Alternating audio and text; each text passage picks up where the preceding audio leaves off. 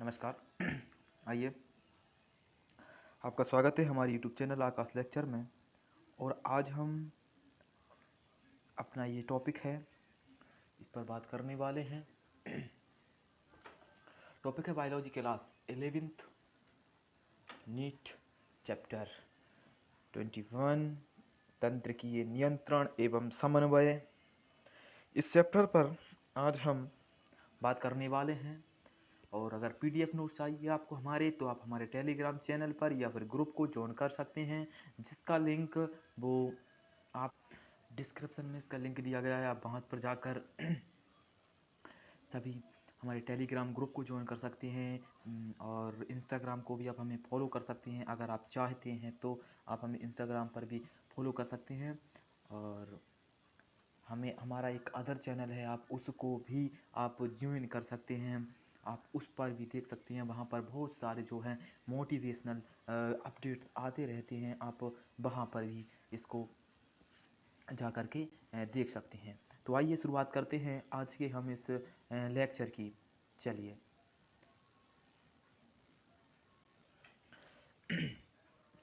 तो हमें यहाँ से शुरुआत करनी है आज के इस चैप्टर की, ठीक है। तो यहाँ से हम आज इसकी शुरुआत करेंगे। चलिए, सबसे पहला इसमें हैगा कि तंत्रिकीय आवेगों की उत्पत्ति व संचरण। यानी जो तंत्रिकीय जो आवेग होते हैं उनकी उत्पत्ति और उनका जो संचरण है वो किस तरह से होता है, ये हमको आज बताना है यहाँ पर, ठीक है। यानी तंत्रिकीय आवेगों की उत्पत्ति और उनका संचरण हमें यहाँ पर बता रहा है, ठीक है। हाँ, तो अब शुरुआत करते हैं।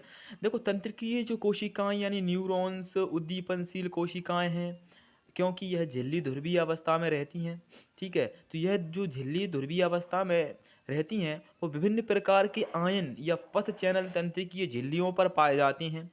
अब ये आयन पथ विभिन्न आयनों, जो विभिन्न आयन होते हैं उन आयनों के लिए चयनात्मक पारगम होती हैं। मतलब वो एक चयन के रूप में उनको पारगम और अपारगम के रूप में वो कार्य करती हैं। जब कोई न्यूरॉन्स आवेगों का संचरण नहीं करते हैं, जैसे कि विराम अवस्था में तंत्रिकाक्ष जो है वो झिल्ली या सोडियम आयंस की तुलना में पोटेशियम आयन का तथा क्लोरीन आयन के लिए अधिक पारगम होती है। किसके लिए अधिक पारगम होती है? झिल्ली पोटेशियम व क्लोरीन आयन के लिए, ठीक है।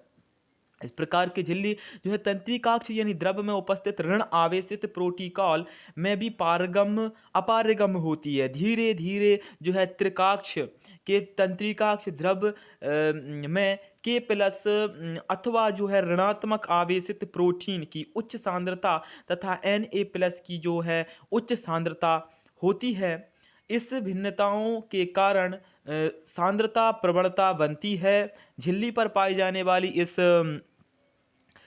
आयनिक प्रवणता को हम सोडियम पोटेशियम पंप द्वारा नियमित कर सकते हैं। जो सोडियम पोटेशियम पंप होता है उसके द्वारा हम इसे क्या कर सकते हैं? नियंत्रित कर सकते हैं। सोडियम पोटेशियम पंप द्वारा इसे हम क्या कर सकते हैं? चलिए, सोडियम पोटेशियम पंप द्वारा हम इसे नियंत्रित कर सकते हैं। इसे हम इक्विलेंस में ला सकते हैं सोडियम पोटेशियम पंप द्वारा, ठीक है।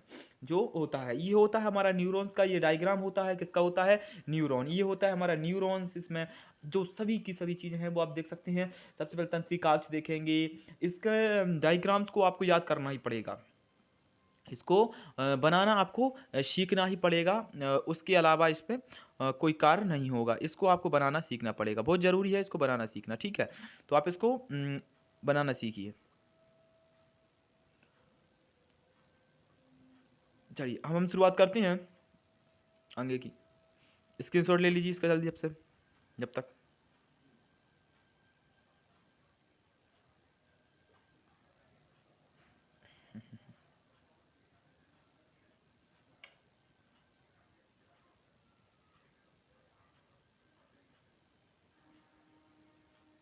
चलिए चलिए,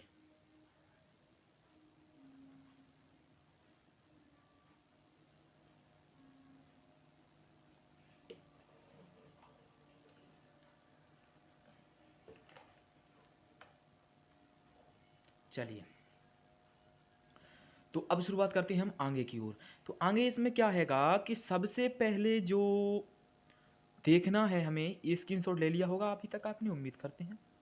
चलिए, अब हमको देखना है जो इस पंप द्वारा, जो ये पंप है इसके द्वारा, इस पंप द्वारा जो प्रति चक्र यानी 3Na+ बाहर की ओर 2Na+ कोशिकाओं में प्रवेश करता है। ये पंप कोशिकाओं में क्या करता है? प्रवेश करता है। ठीक है। अब आ जाता है परिणाम स्वरूप जो त्रिकाक्षीय झिल्लियों की बाहर सतह पर आवेशित जबकि आंतरिक सतह पर ऋण आवेशित हो जाती हैं, इसलिए यह जो ध्रुवीय हो जाती हैं, जो ब्राह्म स्थिति में प्लाज्मा झिल्ली पर इस तरह से विभवांतर या फिर जो है ब्राह्म विभव को बना लेती हैं। किसको बना लेती हैं? ब्राह्म विभव को ये वहां पर बना लेती हैं। ठीक है, आप इसको याद रखें। अब इसमें हैगा, आप यह जानने के लिए उत्सुक होंगे कि जो त्रिकाक्ष या पर जो तंत्रिकीय जो आवेगों की उत्पत्ति एवं उनका संचरण किस प्रकार से होता है, वो सोचने के लिए आप तत्पर होंगे। तो देखिए कैसे होता है, जिसके परिणामस्वरूप जो Na+ है वो तीव्र गति की अंदर की ओर और जो एक सतह पर विपरीत ध्रुवों की जो विपरीत ध्रुव हैं उन विपरीत ध्रुवों की ओर हो जाती है, तो उसकी ध्रुवता हो जाती है। अर्थात झिल्ली की जो बाहरी सतह है वो ऋणात्मक आवेश तथा आंतरिक सतह होती है वो धनात्मक आवेश रहित होती है, उसमें वह आवेश होती हैं। मतलब बाहरी सतह वो होती है और झिल्ली की अंत सतह, उसको डायग्राम में हम आगे देखेंगे। ठीक है, अब आता है ए स्थल पर झिल्ली विपरीत ध्रुवता होने में विध्रुवीकरण हो जाती है और ए झिल्ली की सतह पर यह विद्युत विभवांतर ऋणात्मक विभव कहलाता है। कैसे कहलाता है? ऋणात्मक विभव कहलाता है। ये क्या कहलाता है? ऋणात्मक विभव कहलाता है। ठीक है, जिसे तथ्यात्मक रूप से तंत्रिका आवेग कहा जाता है। ये देखिए डायग्राम।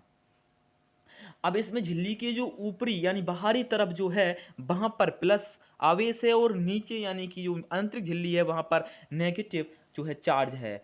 अब जिसमें आयन पारगम्यता होती है तो वो इस टाइप से आदान प्रदान उन आयनों का होता जाता है, यानी ऊपर से फिर क्या होता है, ये आधा जो हो जाता है वो यहाँ पर जो बाहरी झिल्ली है उस पर ऋणावेश भी आ जाता है। ठीक है, वो है इसमें।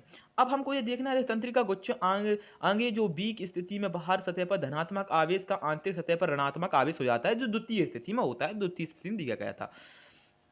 परिणाम स्वरूप ए स्थल से बी स्थल की ओर झिल्ली की आंतरिक सतह पर आवेग विभव का संचरण होता है, अतः स्थान ए पर आवेग क्रियात्मक विभव उत्पन्न होता है। तंत्रिकाक्ष की लंबाई, तंत्रिकाक्ष की लंबाई के अंतर के समांतर क्रम का पुनरावर्तन होता है और आवेगों का संचरण होता है। तो जो उद्दीपन है द्वारा प्रेरित जो Na+ आयन होता है उसकी जो पारगम्यता होती है वो कैसे हो जाती है? क्षणिक हो जाती है, उसकी पारगम्यता कम हो जाती है। उसकी पारगम्यता कैसे हो जाती है? क्षणिक हो जाती है। उसे तुरंत जो पश्चात है वो K+ के जो प्रति पारगम्यता बढ़ जाती है। कुछ ही क्षणों के भीतर जो K+ की जो झिल्ली की बाहर जो परासित होती है और उद्दीपन के स्थान पर जो ब्रह्म विभव है वो पुनः संग्रहण हो जाता है। इस तरह से उद्दीपन संग्रहित हो जाती है। अब हमको ये नहीं पढ़ना है, हमको पढ़ना है आवेगों का संचरण।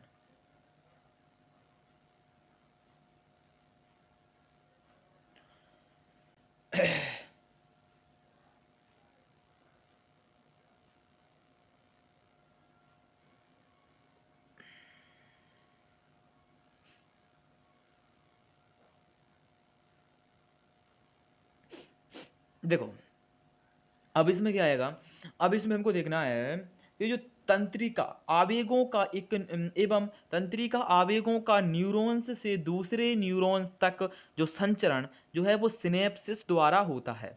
किसके द्वारा होता है? सिनेप्सिस। ये क्या होती है? तंत्रिका की एक संरचना होती है सिनेप्सिस, उसके द्वारा इनका जो है वो आदान प्रदान होता रहता है। ठीक है, अब सिनेप्सिस द्वारा होता है। एक सिनेप्सिस का जो निर्माण हैगा वो पूर्व सिनेप्टिक न्यूरॉन्स या पश्च सिनेप्टिक न्यूरॉन्स की झिल्ली द्वारा होता है सिनेप्सिस का निर्माण।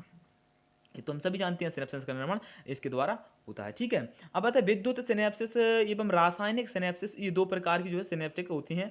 ठीक है, अब आ जाता है विद्युत सिनेप्स पर पूर्व की ओर पश्च सिनेप्टिक न्यूरॉन्स की झिल्ली एक दूसरे के समीप होती हैं। एक न्यूरॉन से दूसरे न्यूरॉन्स तक विद्युत धारा का जो प्रभाव है वो सिनेप्सिस से होता है। उसके मतलब जो उसका प्रभाव मतलब वो होता है, वो किससे होता है? सिनेप्सिस से होता है। तो जो विद्युतीय सिनेप्सिस से आवेगों का संचरण एक तंत्रिकाक्ष से आवेगों के संचरण के समान होता है, वो विद्युत सिनेप्सिस से आवेग का संचरण है। और रासायनिक सिनेप्सिस संचरण की तुलना में अधिक तीव्र होता है। मतलब जो विद्युत सिनेप्सिस वो कम तीव्र होता है, और जो रासायनिक सिनेप्सिस होता है वो अधिक तीव्र होता है।